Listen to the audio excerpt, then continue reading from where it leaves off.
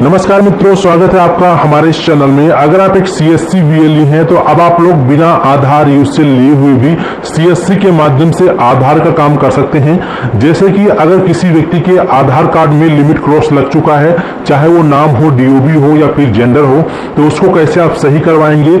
या फिर जिन लोगों का आधार कार्ड सस्पेंड हो चुका है या कैंसिल हो चुका है, तो उनका भी आप लोग बिल्कुल फ्री में सीएससी के माध्यम से आधार कार्ड को एक्टिवेट करवा सकते हैं। या फिर बहुत सारे ऐसे लोग हैं जो कि 18 प्लस हो चुके हैं और उन्होंने अपना आधार कार्ड नहीं बनवाया है, लेकिन आज की डेट में अगर वो आधार कार्ड बनवाते हैं तो उनका आधार एनरोलमेंट बार बार रिजेक्शन में जा रहा है, तो वो भी काम आप अपने सीएससी सेंटर के माध्यम से उनके आधार कार्ड को जनरेट करवा सकते हैं। साथ ही साथ आप में से काफी सारे लोग अपने आधार कार्ड में जैसे कि मोबाइल हो गया या फिर कुछ और अपडेट करवाया है, 3-3 महीने हो रहे हैं, पेंडिंग हो जा रहा है, जनरेट नहीं हो रहा है, या फिर आपने कई बार ये काम करवा लिया, बार बार रिजेक्ट हो जा रहा है, तो उसको भी आप सही करवा सकते हैं। साथ ही साथ जिन लोगों का आधार डुप्लीकेट मैचिंग का प्रॉब्लम आ रहा है, वो भी आप अपने सीएससी आईडी के माध्यम से सॉल्व करा सकते हैं। तो ये सभी सर्विसेज जो है बिना आधार यूसेल के ही आप अपने सीएससी आईडी के माध्यम से यूज कर सकते हैं। ये सर्विस सीएससी में बहुत पहले से ही है, लेकिन बहुत कम वीएलई को ही इसके बारे में जानकारी थी। हालांकि आज की इस वीडियो में आपको लाइव दिखाने वाला हूं कि किस प्रकार से आप लोग अपने सीएससी आईडी के माध्यम से लोगों के आधार कार्ड को सही करवा सकते हैं, चाहे उनका लिमिट क्रॉस वाला सिस्टम हो या फिर उनका आधार कैंसिल हो या सस्पेंडेड हो या फिर उनका आधार कार्ड बन नहीं पा रहा हो या अपडेट नहीं हो पा रहा हो। तो इसके लिए किस प्रकार से वीएलई जो है सीएससी के माध्यम से आवेदन करेंगे, इसका कंप्लीट प्रोसेस लाइव दिखाने वाला हूं। तो वीडियो को शुरू से लेकर अंत तक जरूर देखना। और अगर आप चैनल पे पहली बार आए हैं तो सबसे पहले यार चैनल को सब्सक्राइब जरूर करें। आपने अभी भी नहीं किया मुझे पता है, तो फटाफट पहले सब्सक्राइब कर लीजिए। अगर सब्सक्राइब कर लिया है तो नोटिफिकेशन बेल आइकन को ऑल पे क्लिक करके ऑन भी कर दीजिए, ताकि इसी प्रकार की इंफॉर्मेटिव वीडियो आप लोग को मिलती रहे। तो आपको बेल आइकन पे क्लिक करके ऑल कर देना है और इसको सब्सक्राइब तो जरूर करना है, ठीक है। अब चलिए आगे बढ़ते हैं।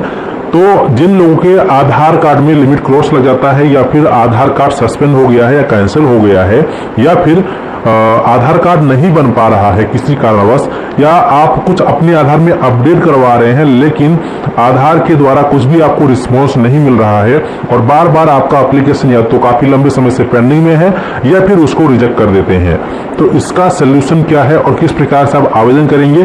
तो इसके लिए सबसे पहले आपको अपने सीएससी आईडी में लॉगिन हो जाना है। लॉगिन हो जाने के बाद आप सभी को यहाँ पे एक ऑप्शन दिखाई देगा सीपी ग्राम्स, इस पे आपको क्लिक करना होगा। जैसे आप इस ऑप्शन पे क्लिक करेंगे तो आपके स्क्रीन पर इस प्रकार से एक इंटरफेस आएगा। इससे स्क्रॉल करते हुए थोड़ा सा नीचे आओगे, यहाँ आपको दिखाई देगा डिजिटल सेवा कनेक्ट, इस पे आप क्लिक करेंगे। जैसे ही आप इस पे क्लिक करोगे, क्लिक करने के बाद ये आपसे आपकी सीएससी आईडी पासवर्ड मांगेगा, तो आपको अपनी सीएससी आईडी पासवर्ड डालना है। जो भी कैप्चा कोड यहाँ दिया गया, कैप्चा कोड को आप यहाँ डालेंगे और फिर साइन इन बटन पे क्लिक करेंगे। तो जैसे ही आप साइन इन करते हैं तो साइन इन करने के बाद आप सभी अपनी आईडी के माध्यम से इसके अंदर लॉगिन हो जाएंगे। लॉगिन हो जाने के बाद आपका डैशबोर्ड कुछ इस प्रकार से ओपन हो जाएगा। तो यहाँ पे आपको ऑप्शन दिखाई देगा लोड पब्लिक इवेंट्स, इस पे आपको क्लिक करना है।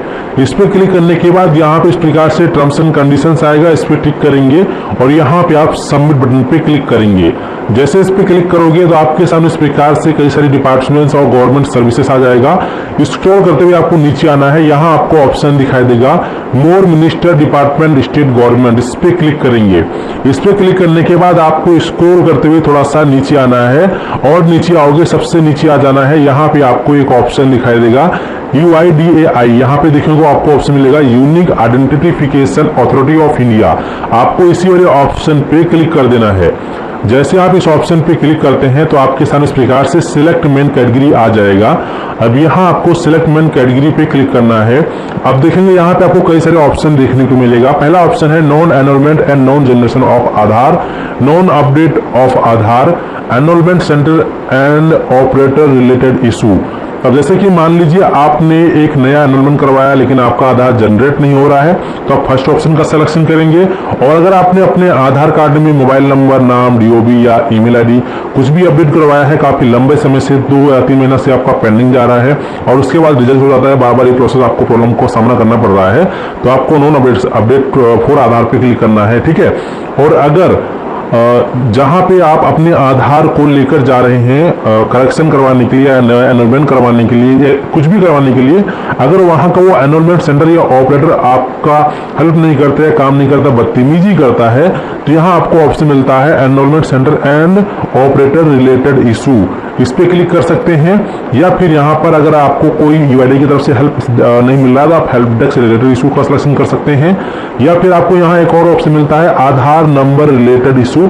जैसे कि मान लीजिए आपका आधार कार्ड बन चुका है लेकिन आपको आपका आधार नंबर नहीं मालूम है, तो उस विषय में आप यहाँ से अपने आधार नंबर को प्राप्त कर सकते हैं। या फिर आपने अपना नया आधार कार्ड बनवाया था, करेक्शन करवाया था, लेकिन अभी तक आपको आपका जो आधार लेटर बाई पोस्ट आता है वो रिसीव नहीं हुआ है, तो आप non receipt of Aadhaar letter पे क्लिक करेंगे। या फिर पीवीसी कार्ड का भी संबंधित है, या फिर मान लीजिए आपके आधार में लिंकिंग से संबंधित प्रॉब्लम है, तो आप यहाँ सेलेक्ट करेंगे। अब जैसे कि मान लीजिए कि हमारे केस में क्या है कि जिस व्यक्ति ने अपना आधार बनवाया था उसका आधार जो है बन नहीं पा रहा है, ठीक है, या यहाँ पे सब्सिडी, जैसे मान लो आपको सब्सिडी वगैरह नहीं मिल रही है तो वो भी आधार के अंदर ही आता है, तो सब्सिडी रिलेटेड इशू यहाँ से आप सेलेक्ट करेंगे। हालांकि हम आज की इस वीडियो में बात करेंगे, जैसे मान लीजिए आपने आधार कार्ड के लिए आवेदन करवाया है लेकिन आपका आधार अभी तक जनरेट नहीं किया गया है, तो यहाँ पे आपको ऑप्शन मिलता है non enrolment and non generation of Aadhaar. इस पर क्लिक करोगे, क्लिक करने के बाद सिलेक्ट नेक्स्ट लेवल कैटेगरी आएगा, इस पर क्लिक करोगे तो यहाँ आपको इस प्रकार से request for Aadhaar enrolment at home या सीनियर सिटीजन चिल्ड्रन है, या फिर address and pin code issue है, डॉक्यूमेंट रिलेटेड इशू है, या फिर यहाँ बता रहा है EID packet not uploaded and EID got rejected. काफी लोगों का इस प्रकार से भी प्रॉब्लम आता है, या बहुत से लोगों का नॉन, यानी कि उन्होंने एनरोलमेंट करवा लिया लेकिन उनका आधार जनरेट नहीं हुआ है, तो आप इसका सिलेक्शन करेंगे। और अगर आपका सब कुछ सही हो गया था लेकिन स्टेटस चेक करने पे EID packet not uploaded and EID got rejected का एरर आता है स्टेटस चेक करने पे, तो जो ऑपरेटर आपका एनरोलमेंट किया था उसने जो है पेमेंट गवर्नमेंट फीस नहीं कराई थी, जिसके कारण से आपको प्रॉब्लम फेस करना पड़ता है, तो अभी सेलेक्ट करके उसकी कंप्लेंट यहाँ से दर्ज कर सकते हैं। जैसे कि हमारे केस में क्या है कि जिस व्यक्ति का हम करने वाले हैं उसने न्यू एनरोलमेंट किया था लेकिन उसका आधार जनरेट नहीं है, तो हम इस पर क्लिक करेंगे। अब इसके बाद यहाँ पे आपको मिलता है सिलेक्ट ये स्टेट विच योर आधार, तो यहाँ पे आपका जो भी स्टेट है, भारत के सभी नागरिक यहाँ पे आवेदन कर सकते हैं। जो भी आपको प्रॉब्लम है मैंने आपको बताया है, हालांकि यहाँ पे और भी ऑप्शंस हैं, अगर ज़्यादा बताऊंगा तो वीडियो काफ़ी लंबी हो जाएगी, तो आप लोग यहाँ पे आकर थोड़ा सा आप देख लीजिएगा अपने हिसाब से। जैसे कि यहाँ पे जो भी आपका स्टेट है अपना स्टेट सिलेक्ट करेंगे। इसके बाद यहाँ पर जो भी आपका एनरोलमेंट नंबर है वो आपको यहाँ पे टाइप करना है, ठीक है, तो एनरोलमेंट नंबर आपको टाइप करना है। उसके बाद आपका डेट ऑफ बर्थ, आपका डेट और टाइम भी डालना है, यानी कि जो आपको स्लिप मिला होगा उस पर आपका एनरोलमेंट नंबर टाइम डेट होगा, तो आपको एक साथ यहाँ पे टाइप करना है जैसे आप स्टेटस चेक करते हैं, ठीक है, वो आप यहाँ पे डालेंगे।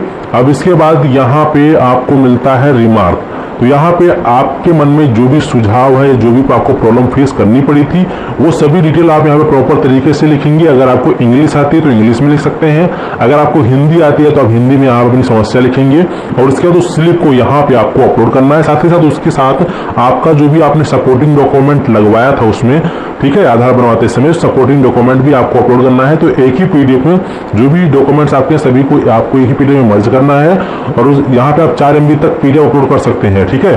तो उसके बाद फिर चूज फाइल पे क्लिक करके यहाँ पे अटैच करेंगे और फिर आप यहाँ पे नेक्स्ट पर क्लिक करेंगे।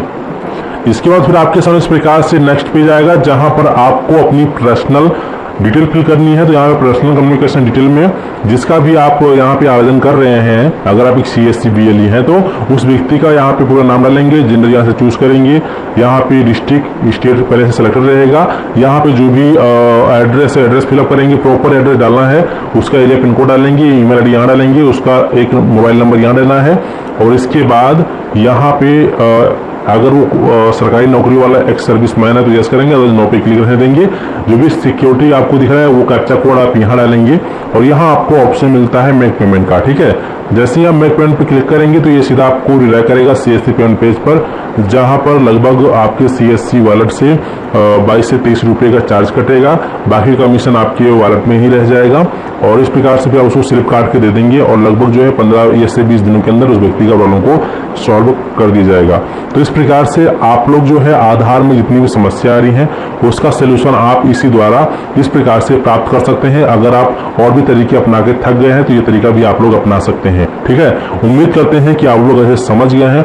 अगर इसके अलावा कोई और जानकारी चाहिए तो कमेंट सेक्शन में कमेंट करके जरूर बताएं।